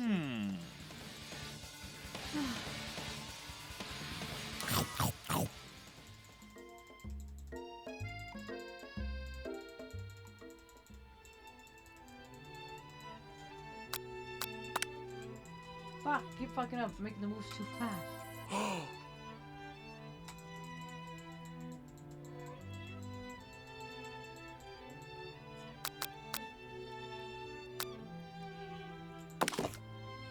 One frame photo shows an old man who looks a bit like Colonel Sanders standing with a friend. They hold fried chicken drumsticks and appear to be cheersing them. You look close and see that there's a short inscription. I wonder who my friend Pete is. Take a closer look at the large urn sitting on a nearby pedestal. There's a plaque on it. It's dusty, but when you wipe it off, you can read the inscription. Here lay the ashes of all my past careers and business failures. Poor guy. Gaze out the window across the vast lake and mountain range and yes, all that jazz. Oh, the ghost pops up. Are you thinking about heading out in the world on a quest to avenge my death? Wait, what? I never even learned your name. Why would I avenge you? I could just tell you my name right now. Can't you see I'm in the middle of something? Open the window a crack and the ghost swept out with a breeze. You notice a very realistic stuffed chicken sitting on the corner table. When you pick it up, you realize it isn't realistic, it's real. Taxidermy. Must have been important to Colonel Sanders when it was live. A little note clipped to the chicken's foot reads, "The true state birds of the greatest state of Kentucky."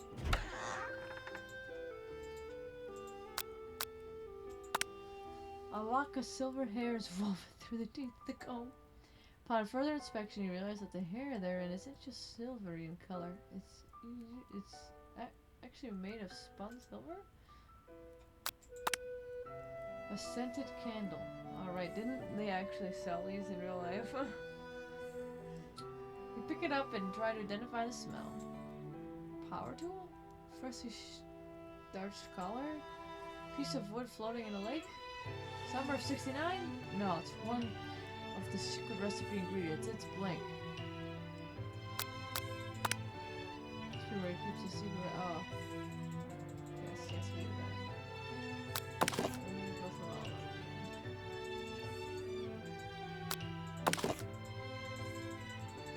Oh, so you're supposed to go through all of them.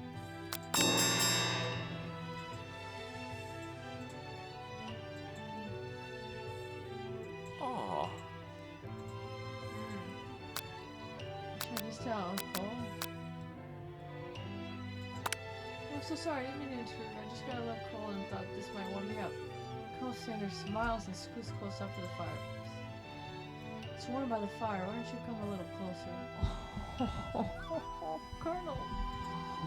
Suddenly, everything feels like it's moving too fast. Final exams are tomorrow. You shouldn't be thinking about what you're going to. You should be about your cook. You should be home studying. Over when you take off the jacket and run out for. Why would I do that? Why would I do that? The thought of leaving Colonel in the midst of such an emotional breakthrough gives you pause. You stop yourself. This music. Colonel?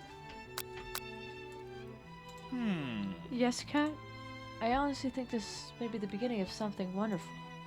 I think you're right. We should take things slow.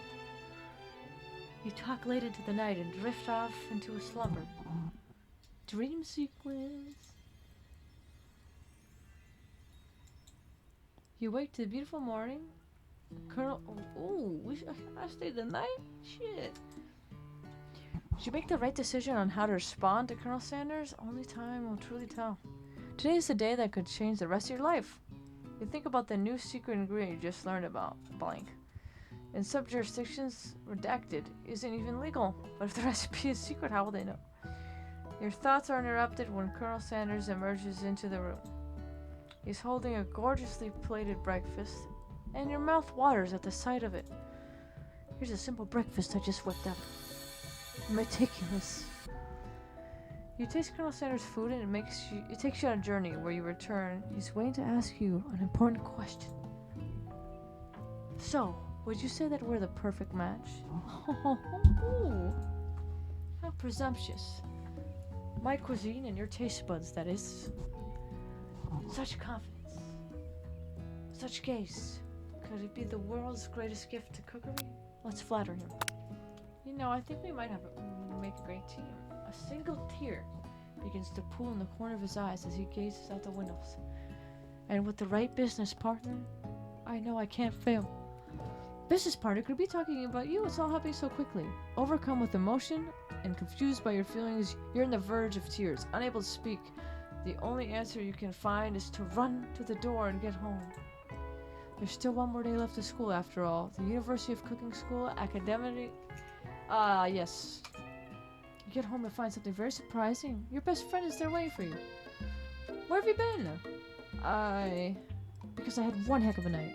I've been desperate to talk to you about it, but I couldn't find you. I got worried that something had happened to you. It's okay, I was just... But now, turns out you're fine. I can finally get you up to speed on the saga of Miriam. Sure, but you will not believe what happened to me after school yesterday. I went on a date. I think I can believe that. Since I partner up with Clank, he asked me to go out with him. Of course I told him,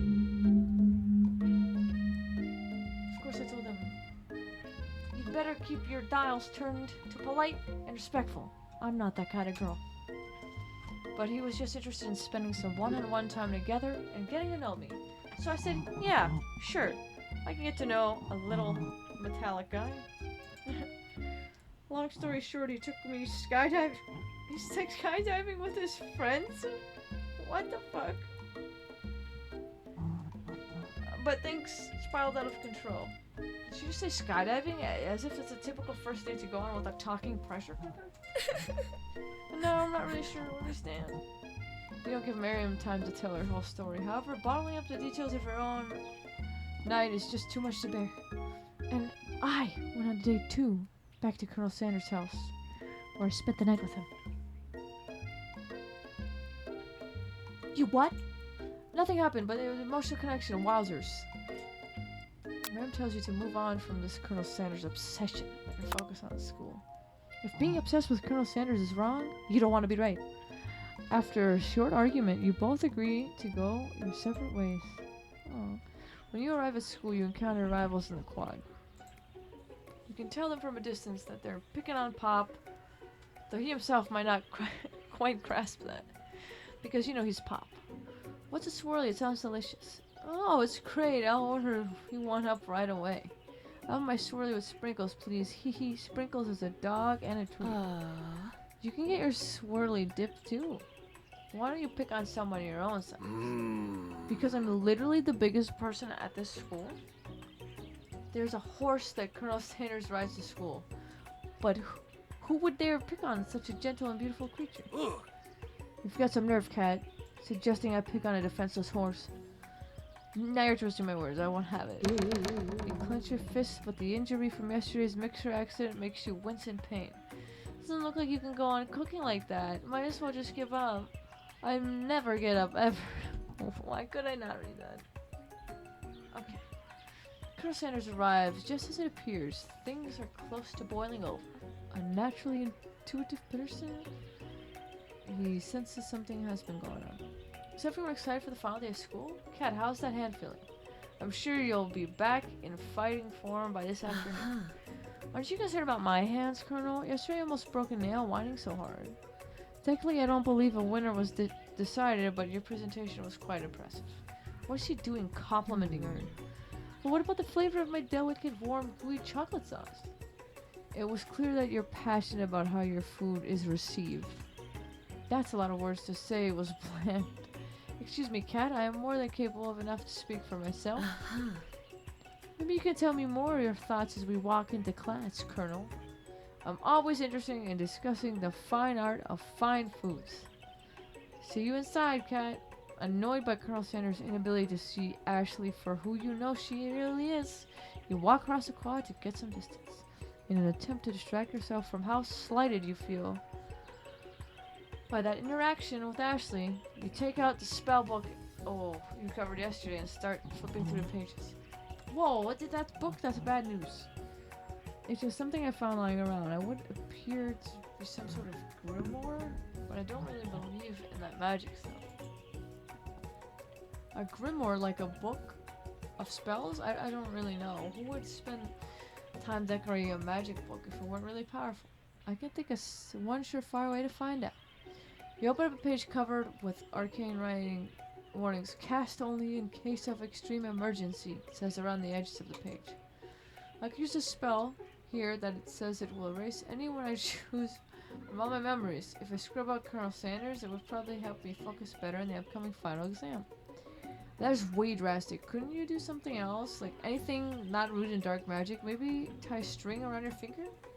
Okay, fine, it is drastic, but desperate times call for desperate measures. You've got a memory erasing spell sitting right in front of you. And a pretty good excuse to try it out.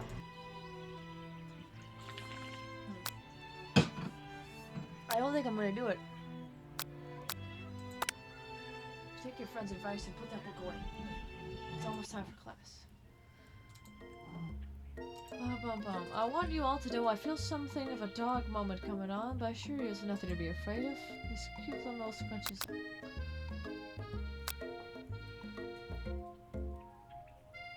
I think he's gonna be sad. From his side, when you follow his gaze, you see a tiny orange squirrel perched on the cherry tree outside. Sprinkles turns feral and runs out the window of the classroom, begins barking uncontrollably at the squirrel. Terrence, I told you to never come back here. Terrence, I will destroy you, Terrence. Jesus. squirrel looks over, doesn't say anything back. You wonder, is that even a talking squirrel? Who named him Terrence? You better not show your chubby cheeks around here ever again. After Sprinkles is satisfied that his presence has been felt by not only Terrence, but any other squirrel in hearing distance, he returns to his professional tone. I apologize for the outburst. This actually brings up an important point. Thank you, Cat, for reminding me to dole out this indispensable bit of wisdom, you see? Before you can go any further, Miriam's love drama spills over into the class. Sprinkles interrupted by words and sparks. I told you to save it for after class. Aww. You think I wanted to be thrown from a plane strapped to a stranger? Remy and Clank appear to be arguing, but you still haven't learned Clank's language of mechanical noises. But no, you had to show off your cool kid friends, Jeff and Joan. Watch us form a triangle mid-air as we descend. Triangles are the strongest shape, don't you know? Yeah, well, it doesn't make it great. Then take Jeff and Joan with you. You can hold hands as you pedal down the mountain off a cliff for all I care. Sad beep. Clank begins to shudder. Steam pours out of the gasps in his panels, and then a loud ding stops him in his tracks. Did he just die? No amount of Susie is going to make me want to eat that Clank. Clank burps out a completely deep-fried sneaker. Considering that he himself has wheels, not feet, it's not entirely clear where it came from. In terms of deep-fried footwear, I guess it looks alright. Clank slowly rolls out of the room to be alone with his shoe. Everyone tries to pretend like they didn't see that entire thing go down. Nothing like a loud public breakup to cast a pall over the final day of school. Well, that was unfortunate. We mustn't be distracted from what lies ahead. The final competition exam. Before you can think about your thing... Wait. Hey Miriam, are you okay? I'm so mad I could smash a tiny mug, spilling several droplets of hot cocoa all over the floor. How could he embarrass me in class in front of everyone? Your tiny cocoa is a delicious treasure, so you know that this breakup is no joke. Even if the source of her frustration is such a silly boy. I know that you know this, but I'm gonna say out loud, you don't need anyone. Me and you, we're gonna cruise through this final test and hit the carpool lane to Success City. Miriam brightens up, imagining the wind rushing through her short bangs, but she hesitates to embrace the feeling all the way. You're not gonna settle up on Colonel Sanders' stallion right off into the sunset without me. Of course not. Well, maybe sorta, but I'm sure there's a pony out there with your name on it, and a ranch big enough for both of us and whoever else we want to bring. It's not Pop or Clank or anyone else you meet today, tomorrow, this whole year, so what? You're a special person who shouldn't settle for the first someone to show you a little interest anyhow. Miriam gives you a big hug and wipes the tears from her cheeks. I should really review my menu for today. I'm going to make a very special soup. And I bet that Professor Dog is going to love it up. While you were pepped up in Miriam, you completely missed lunch, but that's okay because you have a better idea on how to spend your time before your exam. I'm going to practice the dish.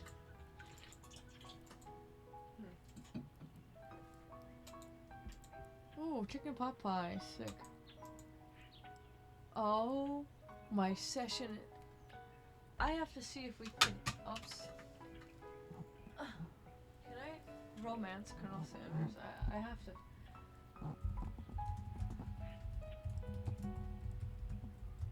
I feel like I can't.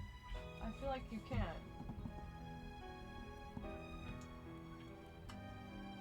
Can you romance Colonel Sanders?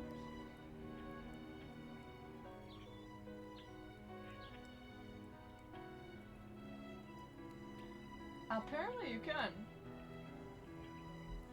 Holy shit. Okay, that's good.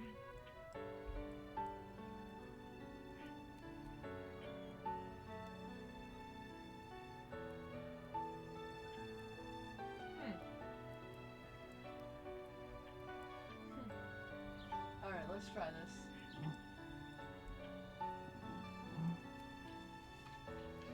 Cat, what are you doing here? There's still time before your final exam. Oh, just taking it all in. I'm big into visualizing success. I'm looking at my station and picturing victory. Popeye has begun to bake, and the smell is slowly filling the space around you. Visualizing, huh? That's not too bad. I was hoping you were here cooking something delicious. You usually happily share your food with anyone who's hungry, but the last time you let Colonel Sanders get in your head, it cost you a cookout. Besides, how to put your cooking above your romance desires, but that decision gets hard to stick to when the oven timer goes off behind you. Ignore it, like there's no sound at all. Fess up about your practice dish. Oh, okay, you got me. I'm doing a little bit more than visualizing. I know, my nose can smell a pot pie from 400 yards. There's an oddly specific distance, but you'd expect nothing less from such an oddly specific man. You knew it was a pot pie just from the smell? Not just a pot pie, but a chicken pot pie with all butter crust. And my nose is telling me something else. Oh no, is it burning? Haha, no, I can smell that it was made with a helping of TLC. But it'll probably start burning any second if you don't pull that out. The moment of truth. Wow! It's the best pot pie I've ever tasted. I've always loved country cooking, and I could eat this all day. There's no time left. The final showdown is about to begin. Sprinkles lays down the ground rules. There are no rules, that is, except cook with everything you've got. You step for the cook-off of a lifetime. You decide that mac and cheese plus pot pie you've been practicing are just the dishes that'll push you over the edge to victory. Meanwhile, both Van and Ashley are prepping wildly elaborate dishes per their usual over-the-top selves. Miriam and her giant magnifying glass and several sets of tweezers. She's definitely prepared to go big, going small.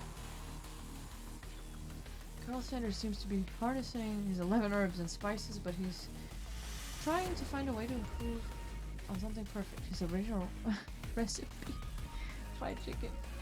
The intensity of the room starts at a full 10 out of 10 with a frenzy of action. Everyone is calling out really cool special cooking rules as they prepare their food. Wow, this is getting serious.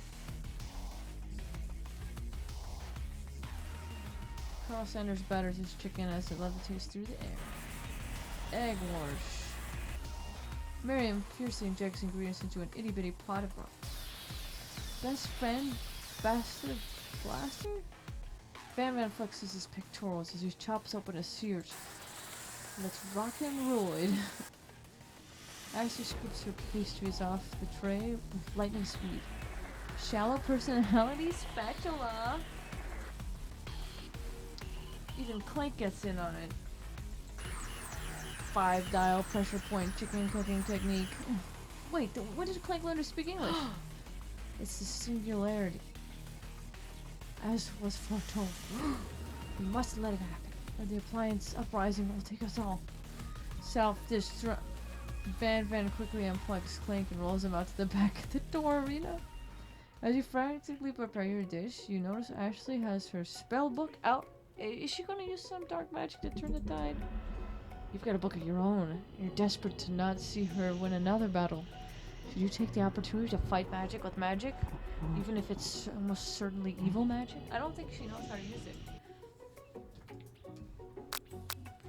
Do it the hard way. Who needs magic when you've got passion? I'm gonna do it the hard way.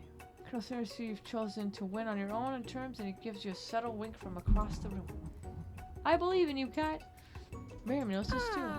And I've always believed in you, Cat, since we were little kids, because I'm your best friend forever. You turn your nose, Miriam is at your station cheering for you. Miriam, what about your dish? If you're cheering, who's cooking? Tiny food, short cook time. I'm actually already done, so I thought I'd help you. Oh, that's sweet, but Miriam tosses a handful of spices directly into your boiling noodles. It's the secret ingredient. Oh, however, she doesn't know that you lied and the ingredient was made up. And where in the world did she get eye of news from? Fuck. The boiling pot explodes, sending Miriam flying backwards. The watery noodles begin to swirl in the air, bubbling up into a dark cloud that thickens and congeals before your very eyes. It is I, Steve the Spork Monster. Steve, wait, what happened to Gorko? You're not here to battle me, are you? We spork monsters are many. I think Gorko had the day off, but you have conjured Steve, and I hate to battle. So I'd say you're doing pretty alright. Oh, hey, you're in the middle of a cooking competition? I love this stuff. It's better than TV. You crazy kids and your culinary skills really impress me. Mind if I hang out? I'm sorry, Steve, but I'm kind of in the middle of something. Do you mind? Steve the Spork Master notices that you've got the Grimoire stashed beneath your cooking station. I see what you're up to. Crisscrossed some magic items and accidentally summoned me, huh? Yeah, you guessed it, sorta. If you're here, would you mind tossing some fresh noodles in the pot of salted water? I'd love to. I've always wanted to be a top chef, actually. You know, when I was a little spork pup back in the old country. You can feel Spork Monster winding up to tell a very long and involved story. You don't know exactly where they came from, but it seems like it was probably lonely there. Actually, you know what? Maybe you should watch from the stands. I really need to focus on the competition. I understand. It's kind of like that in the monster school that I had fallen asleep during scare tactics class, and when I woke up, he tossed a serious stare at Steve and he takes the hint. Never mind, I'll tell you later. Good luck. Oh, having suffered a huge setback, you don't know if you could ever win. You summon the extra power from deep down within yourself. I can do this. I have what it takes. I came here to win. Your hair turns mac and cheese orange as culinary energy flows through your body. My heart is pure, my hands are steady.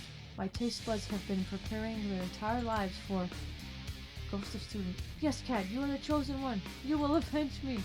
The power you've been summoning immediately fades, starts to back out. You interrupted my inspiring monologue. Sorry. My heart's pure, my hands are steady, my taste buds have been preparing their entire lives for this moment. I will show the world my cookery. You can levitate off the ground, energy courses through your body. You know that with this power you can do anything. Except turn back time, which would be super useful because you were firing up a chicken pot pie overcooked and can't be safe. But don't worry, Cat, you may have suffered some setbacks, but it's not a loss. Impressed with your fortitude, Colonel Sanders decides that you have earned his support. I've been watching you today, and I must say, I'm truly impressed. You've been thinking on your feet and rolling with the punches. He steps up to your station and stands right beside you. I'm here to help. All you've managed to make is mac and cheese, and time is almost up, so you're going to need it. And Colonel Sanders, what about the test? What happened to you? What about the rules? Following the rules has never really been my thing. I follow my heart. What the guy? Colonel Sanders unfolds a delicate white towel to reveal the most delicious fried chicken tenders you've ever laid your eyes on. And besides, sometimes unexpected combinations can have surprising effects that surpass their individual efforts. Are you suggesting if we combine forces we can form the perfect food union? Time's up, students. With time expired, it's the moment everyone's been waiting for. You must now prepare to present your dishes. A handful of students stand tall, but the class seems incomplete. It seems we're missing some students. Pop, clink. From off-screen, you hear a pure innocent giggle that can only come from one student. Hee hee, I'm flying. Sounds like it's coming from that broom closet over there. Miriam, would you mind? Inside the closet, you see Pop hanging on the broom hook by the elastic of his underpants. Pop, get down from there right now. Let me guess, did Van have something to do with this? When someone asks for a wedgie, who am I to refuse? I thought a wedgie was a salad. It looks like Pop is eliminated from the challenge, seeing how he didn't cook anything. I can't feel my legs. May I be excused? Sure. You kids and your pranks. I must say, it's not the worst prank at UCSAL history, but it's like not exactly yearbook material. Wait a second, pranks. Clank, where did that pressure cooker roll off to? You wait to hear signature word beep or other thing, automatopoeia, but there's none. Somehow he must have gone unplugged. I guess we'll have to figure that out later. Leaves for only 4 remaining students. Please collect your final projects. Yes, it's been a long semester. Wow, 3 whole days long. But after 3 days of hard work, time has come for me to eat. Miriam, please step forward. Now describe your dish. I've made tender udon noodles and savory soup. My word, it's so delicate. And that teeny tiny Now to Maki, I spy afloat in this itsy bitsy bowl. Yes, chef. Please call me Sprinkles. Chef is my father's name. Yes, Sprinkles, and some green tea made from baby tea leaves I picked myself. Sprinkles carefully sniffs around the dish before opening his mouth and letting just the tip of his pink dog tongue dip in the bowl. Sublime. Would anyone else like a taste? Oh, come on. I'm not one of those dogs who doesn't floss. I even have a really cute electric toothbrush for dogs. Fine, I'll join by myself. In a flash, the entire meal has been devoured. Not that it took much. It was less than a thimble's worth of soup. A+. Rarely do I taste a dish with as much love pours into it as yours. She gives you a big hug. Thank you, Cat, for helping me believe myself. Van, you're up. Now describe your dish. I made uni over smooth egg custard in an axe-hewn urchin shell topped with caviar. Yikes.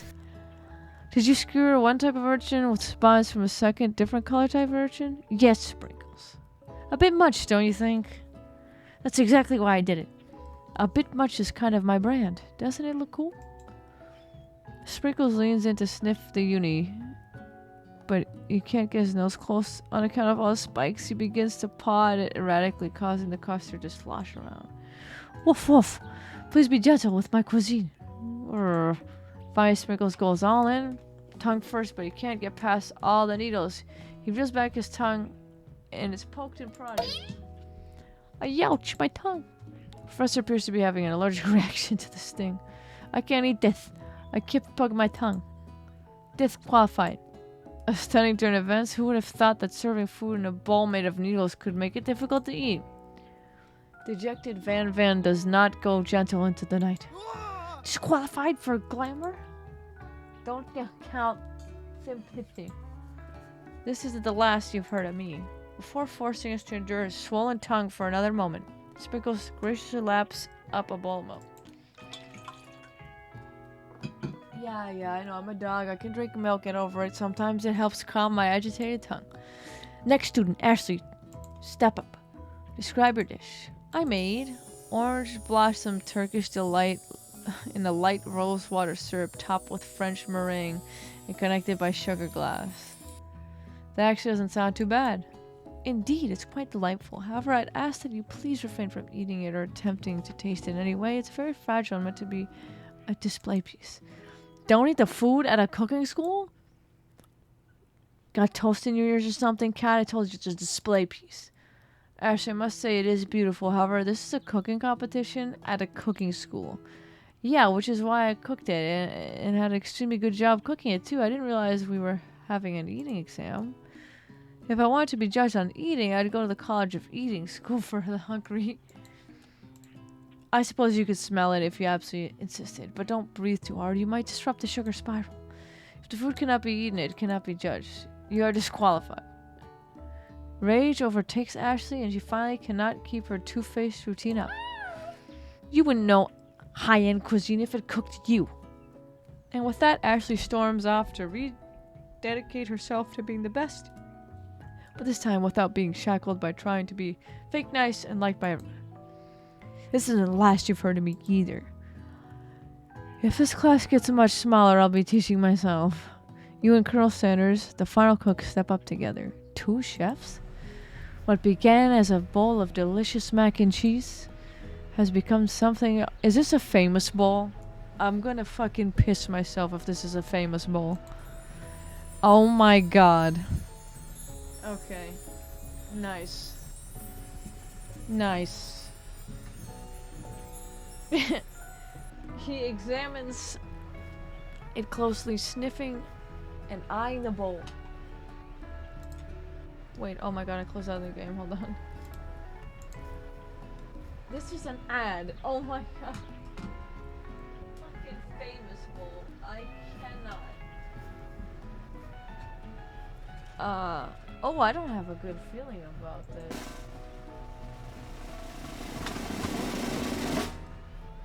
For someone somewhere in the room, a literal drum roll plays. I thought... Just when I thought I've seen everything in this kitchen, you give me this thing.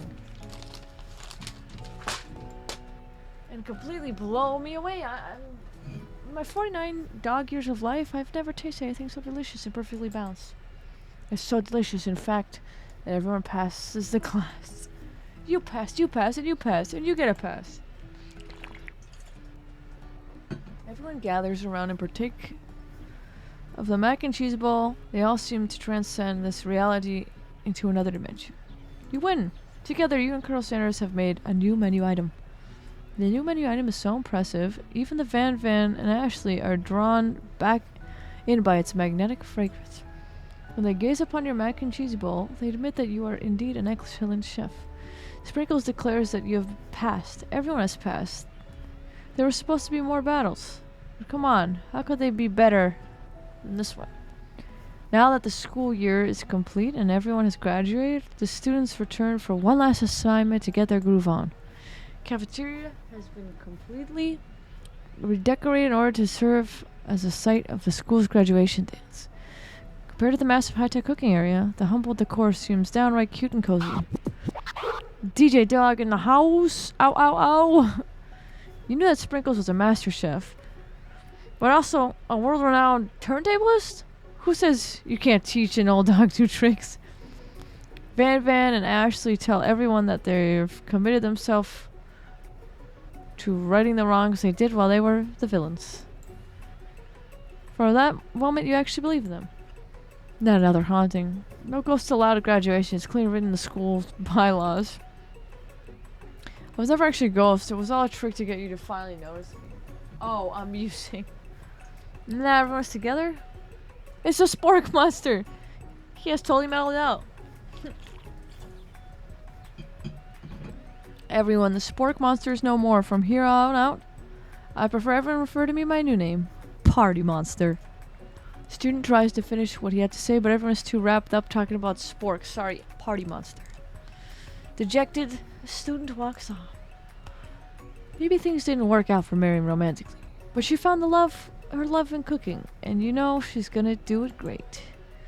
The red carpet rolls out across the floor of the ballroom. It's like a Hollywood movie premiere. Who could command such an entrance? It's Pop. He's arrived to the dance, but apparently for good reason. Walking the carpet, you see pitched atop his dirty chef's hat. A crown? Welcome back, Pop. I know you weren't able to compete in the final exam and accept your diploma, so we had it mailed directly to your father. We figured it was the least we could do for the school's dean. Oh, now I get it. And we get a new wing for the school, not to mention the honor of educating the son of the chancellor of such and such. The music at the dance is interrupted by a sound of sparkling and electrical hissing. It's Clank, who arrived late to the dance. Now that I have graduated, I can reveal my truth. Whoa, he's still doing the talking thing. I am Clank. I'm not of this earth. I'm actually from a faraway planet from another dimension. What? I actually feel like I knew this the whole time. Now that I have learned the ways of your kind, I must return. Miriam, will you come with me? I don't know what to say. Besides, no, obviously. I've just begun to learn who I really am. This isn't the time for me to devote my life to figuring out who you are, Clank. You're blown away by Miriam's maturity. It's pretty clear she has managed to surpass you in that regard. I understand, kind of. Humans are weird. Portal opens up and Clank disappears through it. Finally, Colonel Sanders arrives. Oh, howdy, classmates. Just like the first day you met him, he has come prepared to feed an entire class. However, it's not enough to just give them a bucket of chicken. It's time for a full meal. Ooh. I didn't get to be the most famous chicken man in history of Chicken Man by not reminding people to go out and buy my chicken. The end? No, I didn't get to romance him. What's going on? No, it's not the end. As everyone feasts on the delicious chicken dinner, Colonel Sanders finds you sitting at the edge of the dance floor. Cat, what are you doing sitting all alone? Oh, you know, just waiting for the right person to ask me to dance. I wonder, might you tell what are the qualities that you would expect to find in such a lucky person? Off the top of my head, I don't know, a spicy musk, a tidy goatee, and a degree from the University of Cooking School Academy for Learning. Just name a few. It truly is my lucky day. Would you dance with me? Yes, I would love to. As you glide across the dance floor hand in hand with Colonel Sanders, the future stretches out in front of you. And once my 100th franchise is up and running, I'll be ready to take a day off. I'll be so glad to spend it together with you, Cat. How sweet. We'll work together and play together. Colonel Sanders stops dead in his tracks. Work together? Well, I was thinking something I just need to do myself. But who will help you run your restaurants? I don't believe I need help. Besides, based on your time at school here, do you really think running restaurants is the best path forward? Could it be you found a love connection, but failed to earn a Colonel Sanders' respect as a chef?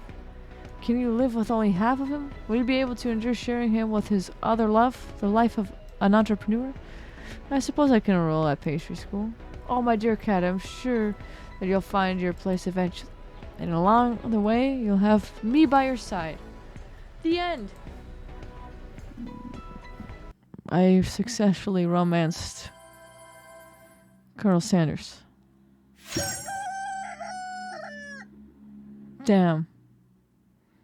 This game was neat.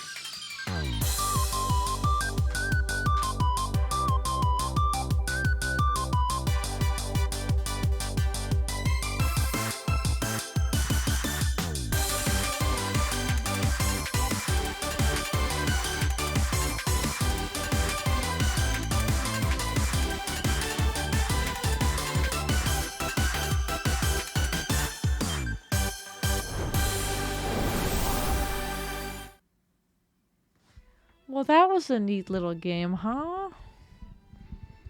Gonna go check up the other endings just for my own curiosity, just to see, you know. Wow. Good night. I successfully romanced Colonel Sanders, I suppose. I'm sure I can run through this more than once and see what else I get. Maybe I'll use the dark magic book. Well, good night.